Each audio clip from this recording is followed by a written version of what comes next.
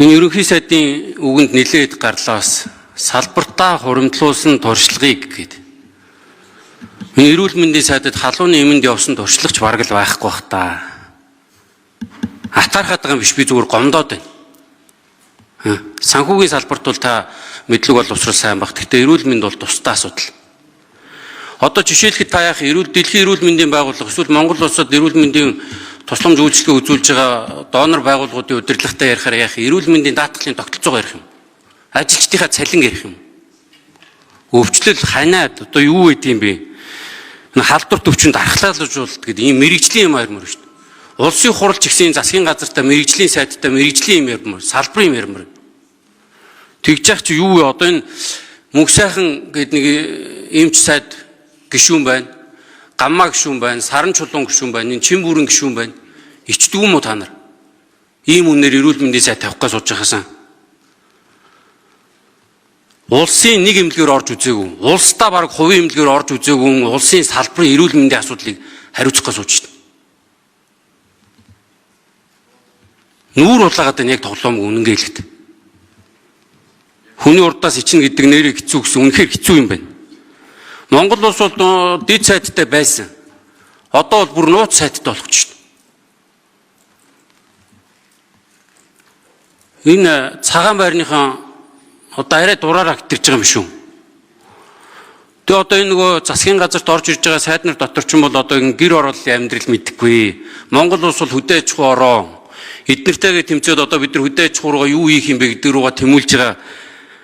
Одоо өстой нэг гэрийнхаа тулганы галлыг ч бадрааж үзээгүй шахуу нэг баяа айлын памперстон нэг биш хид ороод ирлээ. Яаж улс орныхаа амьдралыг сайжруулах юм бэ ерөнхий сайдаа? Энэ Батшгуур гэж эрүүл мэндийн сайд тавина гэдэг юм.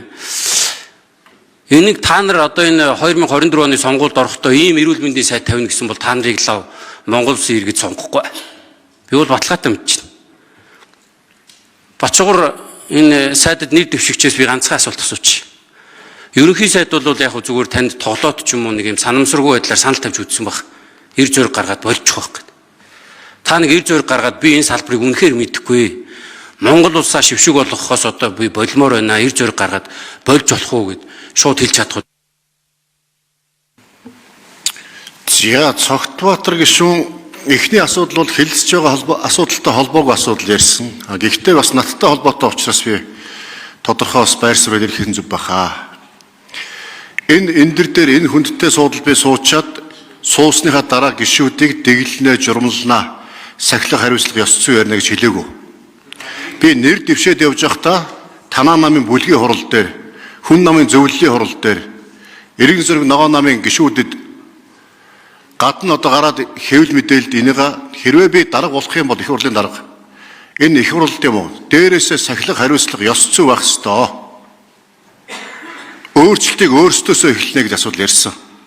Та бүхэн ч гэсэн улс төрчихгүй байх ёстой, нам бус байх ёстой, ерөнхийлөгч нэр дэвшихгүй байх ёстой, их хурлыг их хурл шиг болго, төр дэтгэх хардамны итгэл унж байна, төрийг төр шиг болго, тэгж байж парламентын нэрхүүд унаад байгаа гишүүдийн нэрхүнд сэргэнэ гэдэг асуудал ярьсан. Үүний дагуу би одоо бас энэ эндэрт суухаасаа өмнө нэр дэвшиж явахдаа ярьсан шүү. Та андуураад байх шиг байна. Хоёрдугаарт нь бид өөрсдөө хариуцлагатай, өөрсдөө ёс зүйтэй, өөрсдөө сахилга баттай байж бусдыг шаарднаа. Өөрсдөө тийм сахилга батгүй, хариуцлагагүй, ёс зүйгүй төрийн албаа агчдыг ёс зүйтэй их хурлын гишүүдийн өмнөөс өөдөөс маасаагаад жорлон сууж байгаа шиг сууж гэж хэлэх эрх байхгүй.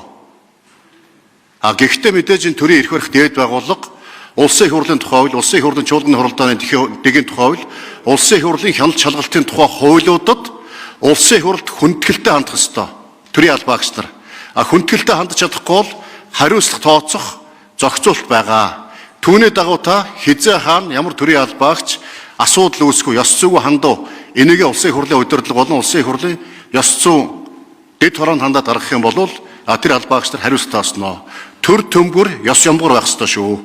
Бас жоохон хэл хүгээс бодож хэлж ярих хэрэгтэй шүү. За ерөнхий сайд. За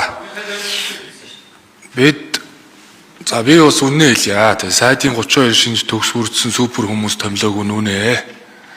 Гэхдээ юу тулгараад байгаа вэ гэдгээ л тодорхой болох хэрэгтэй. Эрүүл мэндийн салбарт бол бид нар эмчнэр томилж үзсэн. Сүүлийн удаа 3 удаа л эмч томиллоо.